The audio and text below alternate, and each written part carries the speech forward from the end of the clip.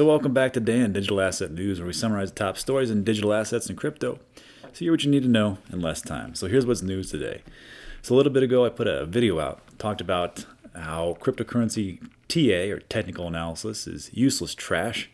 And I also talked about the Bitcoin halving price moons if miners do a specific thing, which is essentially shut off their rigs. But the big thing that was the main story for me actually took over like the first 3 minutes or so. I talked about technical analysis and how I think it's trash and doesn't work at all. And it got not too many views, which is not surprising, I think, because in this space, if you look at any type of YouTuber video, most, not all, but most, will be talking about technical analysis and how these trend lines will do this.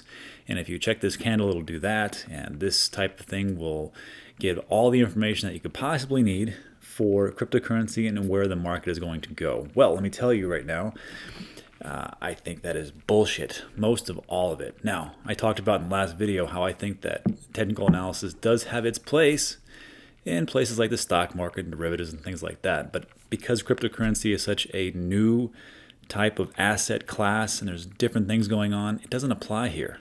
And I've been in this space for 3 years now, going on 3 years. And I can count on my right hand the number of times technical analysis people have been totally correct. And not the kind of correct where it's like, hey, I think Bitcoin's going to go to 10,000 at some point between now and 20 years from now.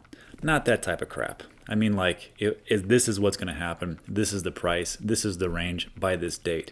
It just doesn't happen too often. So that's what I was talking in there. And one of the people that I brought up was Vays. Now, Tone, if you don't know him, I had to actually look him up. This is on a Crypto Weekly, and it talks about the top 200 people that are influential in the cryptocurrency and digital asset space. Tone Vays is formerly a VP at JP Morgan Chase, so he is from the institutions. I did not know that. It does say here Tone is now a crypto pundit, analyst, and investor who's most famous for hosting the Crypto Scam YouTube podcast, 75K, blah, blah, blah. The big thing about Tone is that he is a constant bear. He constantly talks about how Bitcoin is going to go down. Every time we are looking to ride gains, he poo-poos on it. And he pretty much is like bearish the whole time. Things I didn't know about him then was that in 2017, during the crypto Christmas, when everything went up and up and up into this crazy amount, he actually called it for 7,000. I didn't know it until I was listening to this debate, and I was like, wow, how could he have, been so wrong? I mean, it's just one thing. People are TAs wrong all the time, but that's just one time. But as I've seen some of his predictions, like right now he's talking, and my last video I talked about how he believes that Bitcoin is going to go to $4,500. It's going to, the bottom isn't in right now, and it's going to go even lower. I think he's one of the people that also talked about maybe Bitcoin going to $3,000, just something ridiculous. And like I talk about on this channel, it's not what people say, but it is what they do behind the scenes. So that was Tone Vays. There was a great debate on CoinTelegraph on their YouTube channel, and it was just called, take a look for this clip, The Ultimate Crypto Duel, Tone Vays versus Richard Heart. Now, I've seen this guy, Richard Heart, around. He's a very flamboyant character, seems pretty intelligent, just like Tone.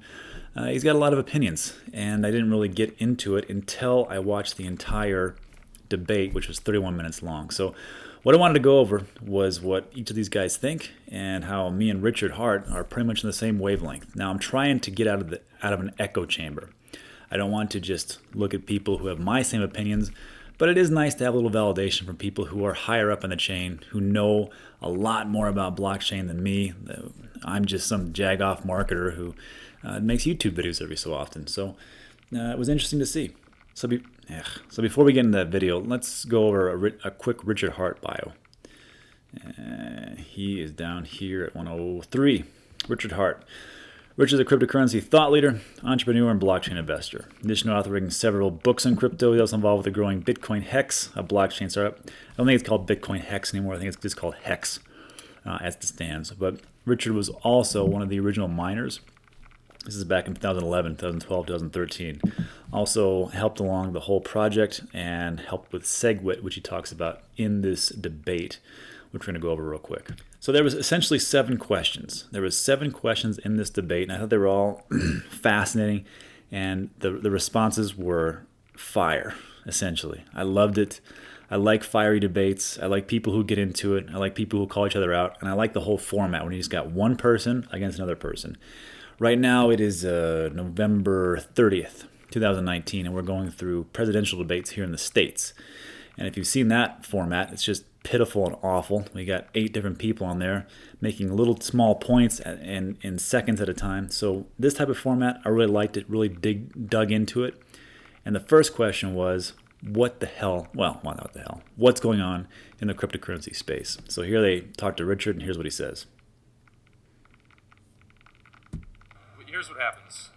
If you used to be able to do technical analysis, you could draw trend lines, you could buy the golden 5200 daily, move up, but the game has changed. There's FA, which is fundamental analysis, there's TA, which is technical analysis, and now we've got CA, which is China analysis. On the daily death cross, 5200 cross, we pumped 40% up on President Xi's good blockchain news. The Asian market responds to news instantly because they are engaged in a way that the West is not. In the West, when President Trump tweets, he said bad things about Bitcoin, and Tim Mnuchin, the head of Treasury Department, said that it was a national security issue, that they don't like blockchain, and I expected the price to move down. Instead, the price went up 10%, and then the next day it moved down with a delay of lag because the traders in the United States aren't engaged in the same way that Asian traders.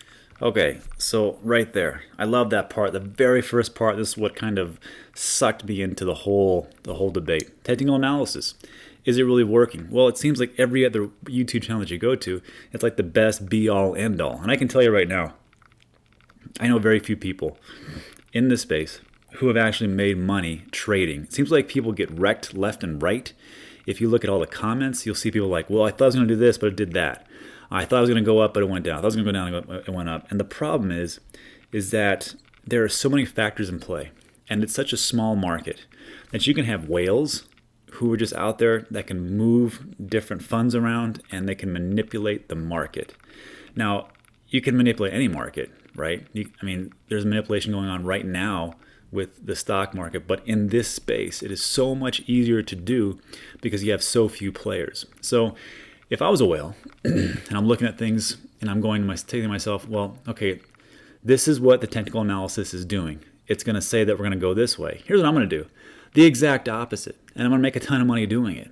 And then when I do that, I'll just let the market settle down, let it to kind of like go, do what it does. And then at some point again, I'll do the same thing. So if you're a technical analysis guy, how can you account for that? How can you account for whales? How can you account for China? How can you account for this news? You can't. You cannot do it. And what you end up doing is making calls that are bullshit, that people look at, they also put their money in, and they get wrecked. So I cannot state this enough. I think it's crap. And I'm a boring person. And the way that I do things is I just say, look, if I start trading, I will probably get wrecked myself. So I'm going to do the slow and steady approach. I'm going to put $25 into Ethereum every week, $25 into XRP every week, and $25 into Chainlink every week. And I'm going to let it ride. I've already got my positions on Bitcoin and Cardano and EOS. So I'll let those ride, but I'm going to slowly accumulate other stuff and just wait till I hit a certain threshold, and then I will sell. If I start trading all this stuff, I'm going to be in the exact same position as everybody else is. So it's a boring position, but it's my position. And I thought this was interesting part. So let's go on to the second question. Now, Tone is in here, and he also responds. But if you're going to watch the whole thing and watch how one person gets owned, just destroyed in a debate, go ahead and watch this because it's all Richard Hart all the way. Now, Tone does make some good points, I must say. But it's the overall approach, it's the overall points that you have, how intelligent you make them, how fiery you can be. I mean, some people will say, well, Tone was very, very reserved in his responses. Yeah, because he was getting owned, and he's just sitting there going, God damn, wish I get out of this debate. Let's go on to the next one.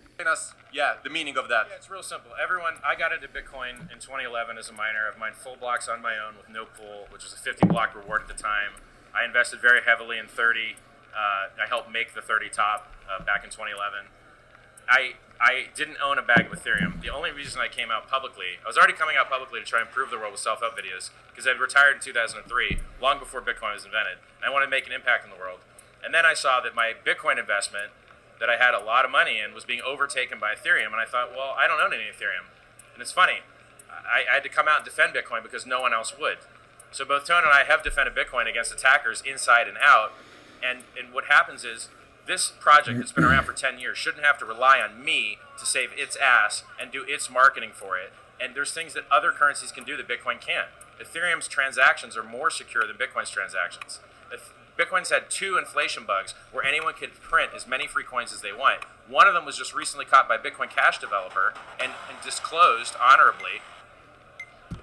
Okay, I'll get the Tone in a second. But this is the most eye-opening approach that I'm looking at right now. And I'm thinking to myself, when you start in this whole space and start to hear about Bitcoin, it is like the end-all, be-all, can do no wrong, can walk on water. And as we've seen, as time has gone on, Bitcoin is not the end-all, be-all. Now, there are some Bitcoin maximalists. And I think some, not all, but I think that some are maximalists because they got in early, they got in heavy, and they're holding a lot of bags. So if they can defend their position, then as time goes on, they can make money. But here's another thing. Sometimes it's not just about making money. Sometimes it's just about being right. I mean, how many times have you, who are watching this video, been wrong about something, but you have this bias into the things that you believe are right, and you just cannot let go. You can't let go because you're like, no, I made this decision. I did my research. This is what I think it is. But the new information that comes in, you just put your head in the sand and don't listen to other facts. Now, look, I'm guilty of this too. I'm guilty of this myself. If someone comes along and tells me and teaches me about technical analysis and says, no, this is why it works, this is what it is, then great. Same thing for anything that I can learn, right? I'm wrong a lot. Ask my wife, she'll tell you. But when I look at when I hear about these types of debates and I hear about these things that are going on, it's very eye-opening to realize that, hey, Bitcoin isn't the greatest. Bitcoin does have its flaws. And there's room for improvement in other projects. So let's hear what Tone says. Tone, can you defend Bitcoin?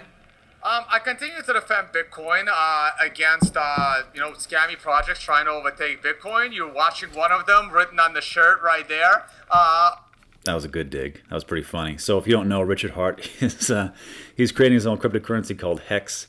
Don't really understand it too much. Looks like it's some kind of, if you have Bitcoin, you can, some kind of holding and staking deposits, whatever else. I'll get into it later, but that's not the whole point of this one. But it was a pretty funny dig. I thought it was good. Of Richard Hart. We're going to talk about it in a bit. Something hacked, so I think you have to do that.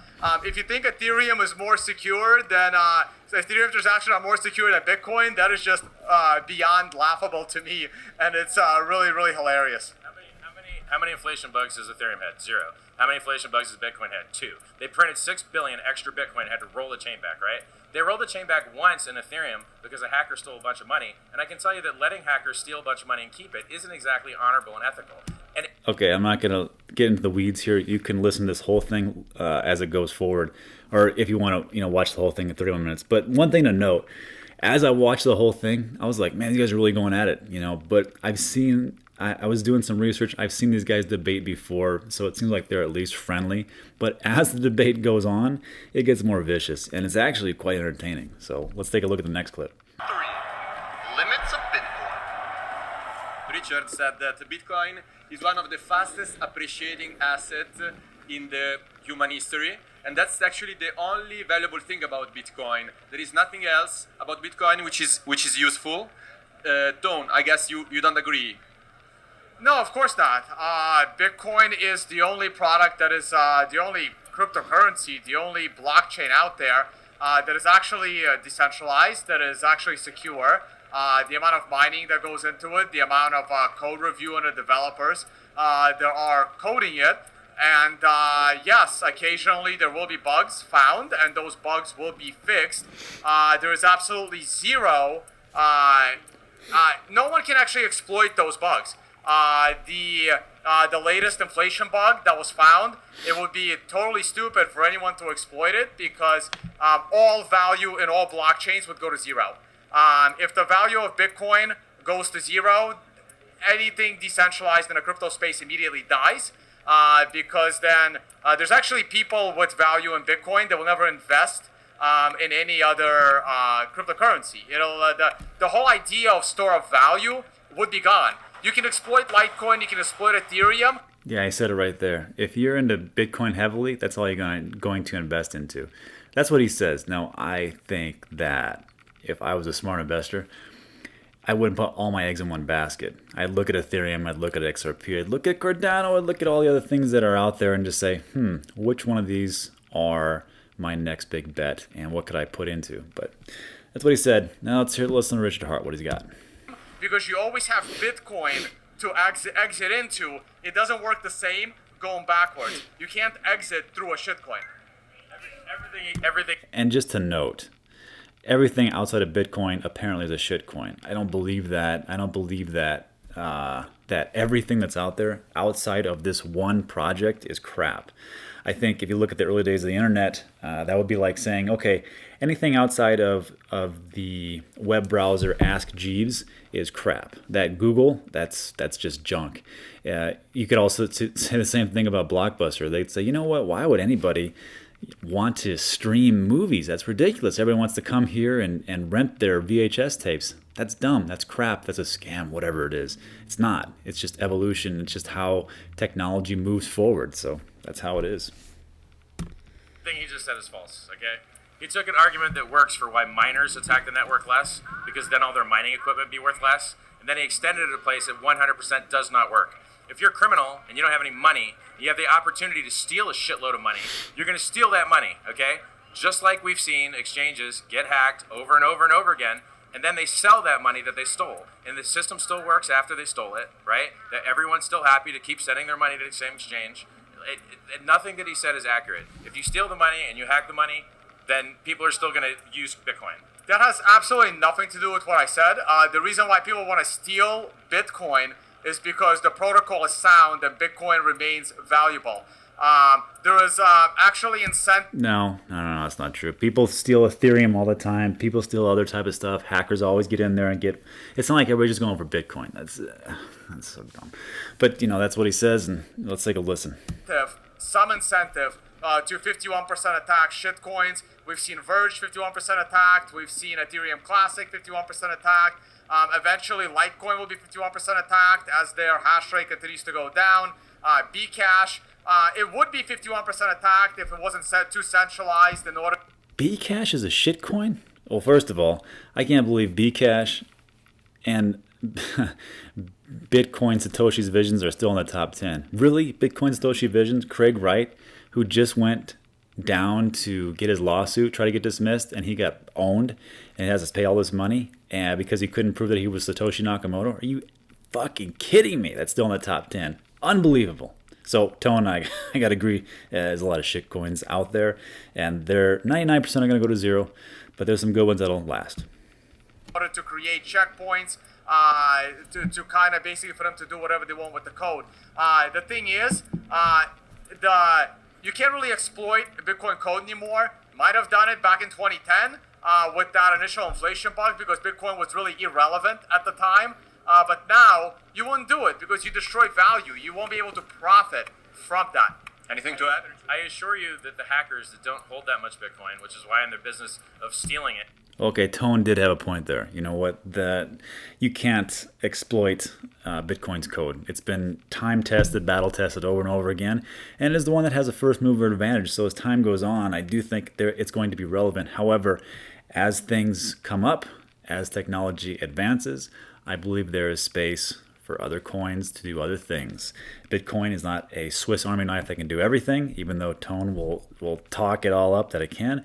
There's other projects that can do better things, that can be faster and cheaper and all those types of stuff. Let's move on. My favorite one. So this one talks about, is Richard Hart launching a shitcoin, which is the Hex. It used to be called Bitcoin Hex, now he just changed it to Hex. Let's take a listen. Richard, you are about to launch your own cryptocurrency this month, which is Hex, which is, as far as I understand, is a certificate. Yeah, exactly. Certificate of deposit on the blockchain, which can be used to earn interest. Yes. So, Tone, you define Hex, Richard's upcoming project, a shitcoin. So, why do you think it's a shitcoin? He created it out of thin air. He's basically selling you monopoly money and he had. First of all, that sounds like Warren Buffett right there. It's out of thin air. It's rat poison squared. It doesn't exist. Da da da da. That's the same thing that people say about Bitcoin. So you can't really say that. That doesn't hold water. Has a shit ton of it, and if he gives enough of it away, and he convinces people to promote it, and pays a bunch of trolls and sock puppets to leave comments all over the internet promoting this monopoly money he gave away, he gets to make a lot of money on the back end because he's probably holding the majority of it. Okay. Can you defend it? So while Tone pretends to be able to predict price and pretends to be good Burn. That's awful. at things so that he charges you for them, I charge you for nothing. I offer better price calls than he does, and I offer better performance than he does. And I don't delete my calls. He may not either. So just go and look them up historically. I called the 20K Christmas when the price was 4K. I called short at 19K. You can go verify this. He was wrecked the entire way, okay? Now, about giving people money. You can give him money on your credit card, on your PayPal, on your Bitcoin, anyway, because he's broke and he needs your money. I don't need your money. I retired in 2003. I give you free price calls, free chat, now free tokens, free self-help books. You can't pay me money. You don't know my Bitcoin address. You can't pay me credit card. I don't have any shopping cart where you could possibly pay me. So to be called a scammer by this guy that will do anything he can to make money, when I do everything for free as a retired serial entrepreneur, is absurd to me. See, now it's kind of going into that area where it's getting a little bit more aggressive. Like I said in the beginning, it was pretty cordial, little snickers and laughs here and there. But now, as it starts to pick up pace, and that's why I recommend, if you guys have time, go ahead and watch the whole thing. It's entertaining and it's enlightening. But this type of stuff, I love it because you get some great information and you're also entertained at the same time. So you can't beat that. But you can take a look at his face when he was saying this as he was getting attacked. He's like, "You son of a bitch, how dare you?" But it is pretty good, and it's something to say about Richard's style of how he debates. But I can say this: I don't believe that Tone is totally broke and is living a destitute life on the streets. Probably not. Now, while he talks about crypto and pretends he knows what it's about, I'm actually building it. I'm actually designing it. When I first got into Bitcoin, it was free, and I mined it for free. And that's why I went all in on it after I got it for free. Now, the only people that are getting freemium onboarding is Ravencoin and Ethereum and Monero because you can mine it for free. And thanks. Don, any replies? If he had any money left, he wouldn't be printing money, right? So my guess is he went broke a little while ago, probably due to terrible. That's amazing. Both these guys are broke. Maybe I should send him some money to help them both out. Trading, and now he has resorted to printing his own money and promoting it so he can get rich on the money that he's printing. What I do is I travel the world and I teach people how to trade. If you don't want to pay to learn how to trade, you can learn it for free. That's all it is. Can you imagine the tragedy of paying him to learn how to lose all your money? Okay, it gets pretty funny as it progresses, so I'm just gonna leave it like that because we're gonna move on. But when you have time, go ahead and check this out. Like I said, these guys have got to be pretty, if not good friends, at least cordial and friendly afterwards or before. Maybe this one broke it up, but it seems like as they're going back and forth, you can still see him smile a little bit. So if it was like me and my friends, it'd be the same thing. Like whatever, that's how it is. What is China's influence on Bitcoin? China embracing blockchain technology. What do you think, guys? Is it a good thing for Bitcoin or a bad thing for Bitcoin? A lot of people are saying that this China dealing with blockchain can actually impose a kind of authoritarian turn to the whole environment of blockchain and cryptocurrency. It's really irrelevant for Bitcoin. Bitcoin will continue to grow and people will continue to adopt it. It's really irrelevant to me what China thinks a blockchain is or isn't. One of the reasons why... Okay, first of all, for right now, we got to care what China thinks. Because every time China opens their mouth, like was just talked about in the beginning, Bitcoin's price either goes way up or it goes way down. Now, I see Tone's point. He's saying to himself, I don't give a crap what happens with China because Bitcoin's going to take over the whole world, and it doesn't matter what the government does, the people will eventually run it and they will use it. So I don't care what happens in the short term. In the long term, Bitcoin's going to make huge strides. And that could be true. We don't know. I don't know. You don't know. No one knows.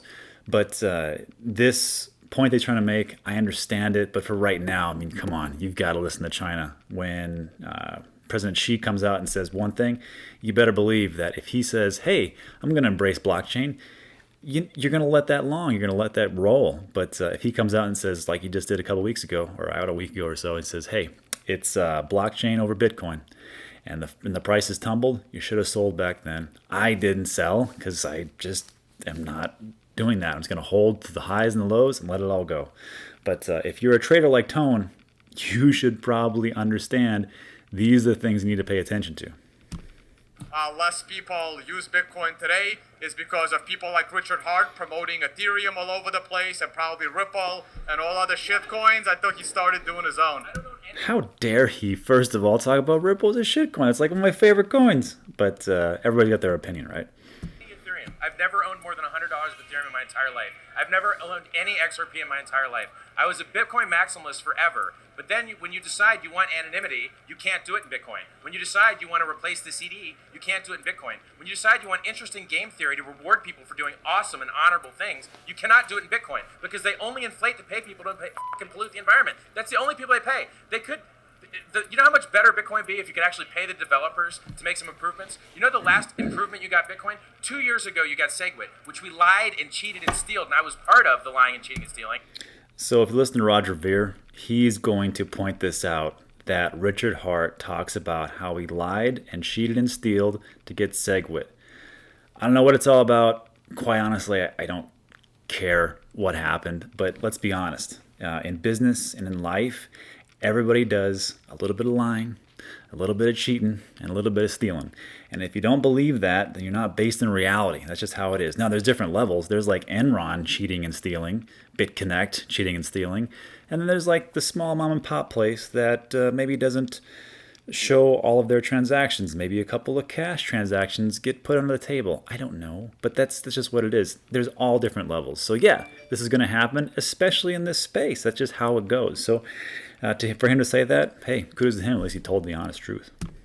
To get SegWit, to get Lightning, which by the way had critical vulnerabilities and lost people's money, which only has 50% more Bitcoin in it than wrapped Bitcoin with BitGo as a counterparty on Ethereum, right? Ethereum's got DeFi. Ethereum's got a distributed stablecoin, which does more volume.